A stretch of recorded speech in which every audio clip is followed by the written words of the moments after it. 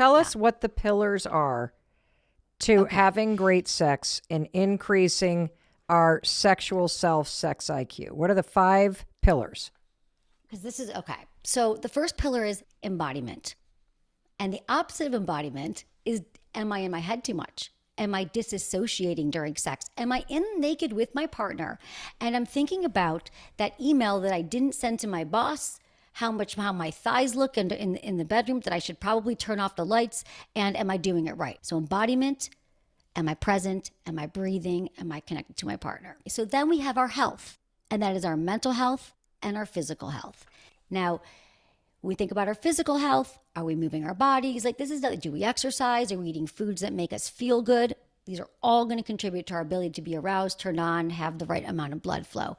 Then we have to talk about the big thing here is medications. For example, and there's a lot to this, but I'm just going to give you the medications. There are so many medications, Mel, that are going to impact our ability to have orgasms, to be aroused. It's going to kill our libido. And these are antidepressants, SSRIs, blood pressure medications, the birth control pill, okay? Could all contribute to our ability to not be aroused and turn on, and we don't tell ourselves that. If we've had trauma, we need to go to therapy. Most people have had trauma, and I'm not just talking sexual trauma, big T trauma, little t trauma. If our nervous system has been impacted by our childhood and we have a way of coping that doesn't allow us to feel safe in our body and present, we're going to have a hard time getting aroused, turned on, and feeling desire. Then we have collaboration. And this is really, how well do I collaborate with my partner and communicate my needs and let them know what my turn-ons are, what feel good. Do I understand our sexual dynamics, our energy? Do I understand what I need? And do I talk to my partner about it? Or do I have shame about it? Have I remained silent around it? The next one, the 4th pillar of sex IQ, is self-acceptance. This is a big one, Mel. This is confidence. This is, how do I feel good in my body? Do I accept my body where it is today? I get that it's no longer what it once was. It's always changing, but do I accept it? And then the 5th one is self-knowledge. Do I know what turns me on? And do I know what turns me off? I have a desire inventory in my book, Smart Sex, that can help people understand this and hack this, because most of us have zero clue, Mel, what we like, what we don't like, because we've never talked about it or thought about it. So those are the 5 pillars, and all of them are in the bedroom with you every time you're having sex, and they all matter. I work on these as well. You don't get to a place where you check it off and I am sexually intelligent. It's a lifelong process. So these are just all the things I'm going to go through that we should be mindful of, that are all contributing to us being sexually healthy and well. Can you give us some tools or strategies for getting out of your head when you're being intimate with somebody else? Mm-hmm. Yeah. A big one here is breath. Our breath anchors us in the present moment. And maybe everyone can do that with us right now. If we count to 5, and the Kegel is those, and men and women can do them too. I just want to say all genders get to do Kegels. It's the pee stopping muscles where we stop and start the flow of urine. Okay. When you're doing this exercise, and you want to be more connected to your sexual energy, so we can do that right now. So we take a deep breath in. 1, 2, 3, 4, 5. Do a little squeeze, Kegel, and then release. 1, 2, 3, 4, 5, 6. And hopefully you'll feel a little bit of stirring, something between your legs there. You'll feel like you're awakening, you're connecting, and you can do that as many times as you need to feel grounded, pleasurable, and stoke your pleasure. And then you just sort of ground in it. You can ground in your body. You can do this with a partner. You can do this with yourself. I don't know. There's a lot about breath work in my book. If you're like, that's not sexy, but really, our breath, a lot of us hold our breath during sex, and we're not present, and we're not. So I, even with my partner sometimes, I practice, I'll say, God, I'm really not grounded right now. Like, can we breathe together? And there's nothing like looking into your partner's eyes, taking a few deep breaths and resetting. And then you just find that now we're on the same page. Like, we are in this together. Like we're like, let's get refocused. And now, he'll do it to me, I'll do it to him. So that's one of them, because a lot of us do this shallow breathing. Maybe we learn it in porn, like all the things that we see and we think that's what feels good. But really, when you learn to deeply feel your breath move through your body, you find that that's when you feel more connected to your sexual energy, who you are as a sexual being, not that that shallow breath doesn't do it. So so one of my top tips is breathing. Another quick thing, Mel, Yes. like really easy, if you don't want to breathe with your partner and you actually don't want him to know you're so distracted, is I focus on my five senses. And I'll think about when you are present in your senses, you can't be in the past and you can't be in the future. You have to be there. So I'll be like, what am I seeing? I'm seeing my partner's hot body. What am I feeling? My hands on their shoulders. What am I smelling? Oh, that vanilla candle I always light when we have sex, because that anchors me in sex. So I have all of these things in the environment and sometimes I have to do that a few times during sex, but it completely brings you back to the moment. I love that tip. Especially the deep breath in and the Kegel, it just moves the shopping list right out of my mind and brings you right back. No, I'm serious though, because I know the number of people that wrote in both about libido and the lack of a libido, which you just addressed by basically saying, just like exercise, you don't feel like exercising, but you set yourself up to do it. The way to deal with a low libido is to set yourself up to do it without waiting around to feel like it, and to understand that that is something that will be in your way until you make a commitment to make this a priority in your life. And you realize that by scheduling it, by creating more intimacy in your life, by having solo sex so that you are in touch with what really makes it pleasurable for you, you are starting to take the steps to push through the fact that you have a low libido.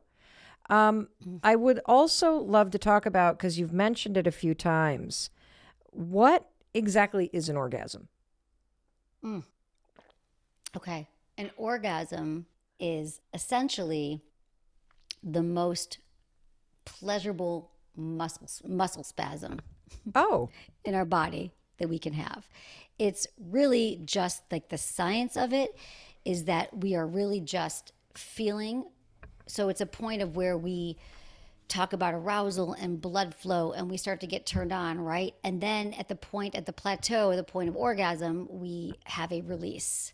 And we have a release in our body and we start to feel that through our genitals, and that's what an orgasm is. It's really a spasm in our body. Now, there's a lot of different kinds of orgasms, but basically it is the height or the peak of sexual arousal where the body's going to release a lot of pressure and a lot of tension. I also want to remind people, though, that the goal, I know I'm talking a lot about orgasms, but it's important for people to remember that orgasm is not necessarily the goal of sex. what is the goal of sex? It could be connection. It could be experience, intimacy. I think a lot of times, yes, orgasms are amazing, but even when we don't center sex on orgasm, we find that we might actually have more. Because when we're constantly thinking about, is it going to happen? Is it going to happen? A lot of times it doesn't happen. So true. If we all took a moment and we thought about what we know to be true about the most memorable times we've had sex, even if there's just one or two, that we're like, oh yeah, that was really hot. I like to think of that as our sexual DNA. There's a lot of information in there. Like, oh, it's because I just come from yoga class. It's because we were on vacation and we had this beautiful sexual experience. The kids had just left for college and it was the first night we were empty nesters. Right now, for the women or vulva owners that are listening, that when you start to realize, oh, it makes a lot of sense. I'm a crock pot. I'm a slow cooker. It takes a while for the heat to come up. And what's missing in my partnership and in my sex life is any kind of foreplay, any kind of stimulation on the skin, any kind of warm up whatsoever. And I don't know how to even ask for that. Yep. Okay. Let's get into that, Mel. That's really common scenario. And so the first thing is we talked about timing, tone, and turf. We're already decided with our partner that we're going to start to have some conversations about our sex life so we can have more pleasure, have a growth mindset, continue to grow as a couple. Again, in Smart Sex, I've got so many, I literally have a whole chapter that's just scripts because I know, Mel, that this is so hard, that people are now going, yes, I want to let my partner know, but how do I do it? So one way you could say, the compliment sandwich is basically, you got 2 compliments as the bread, and the meat of it is your request. So I'm going to say, you know what? I'm going to start with something positive. I really am loving the last sex we had. I really loved how we slowly made out. That was really hot that we were kissing. I thought it was really great. I realized we haven't kissed in a while.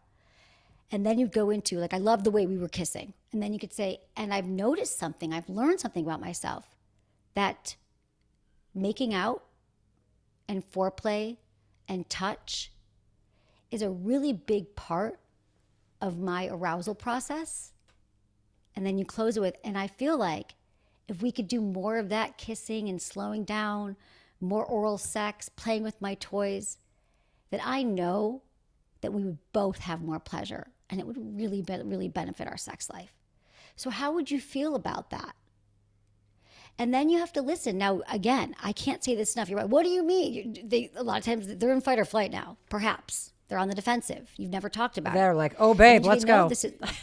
Yeah, right. Some might be like, right? Like, oh, but some, hopefully, they're like, oh, wow, I hear what you're saying. Tell me more about that. And we have to remember that we don't want to be defensive. We want to listen. And then we just explain and give them the facts. Like, I know that, because again, Mel, foreplay is not just a light suggestion. It's actually a requirement. Like, let me remind you that that if you have a vulva, it's going to take you between 20 and 40 minutes to have an orgasm, typically with a partner. Wait, what?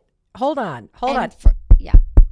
I want to make sure everybody, vulva owners or not, just heard that. We're slow cookers, and on average, we're talking 20 minutes of arousal. And I like these terms because it's making me understand my body, and it's making it less about what you do, what I do, that this is literally how my body and my sexual system works, that arousal is a massive part of it. And if your partner's like, game time, and you're like, whoa, I need 20 minutes to really get the arousal engine going, that's not unique to you if you are a vulva owner. And it's important that we all understand that and embrace that fact. And look, I know we're now going to get all kinds of emails from people like, I can get aroused in 1 minute flat. Okay, great. Congratulations. I'll ship you a medal. Yep. But for the rest of us, embracing this and being able to not feel shame around it. And I like what you said. How do you feel about that? How does that sound to you? That's the way you serve up the sex compliment sandwich. That you really then ask them how they're feeling. And that conversation in and of itself, if you start to talk about it, probably begins a little arousal. Yes, Mel, that's the thing, is that once we get over all this stuff that's holding us back, couples are going to find that they actually enjoy talking about sex. I mean, like you're planning your summer vacation, you're planning we're going to dinner, and let's plan our sex. I love that. Would you like to have better sex and more pleasure in your life? Of course you do. Do you feel like it's been so long since you've had sex that you can barely spell the word sex? And here's what I want you to know. You're not alone. This is why we need this conversation today. You and I need to bring more pleasure or more fun and more confidence into our lives and into the bedroom and into our sex lives.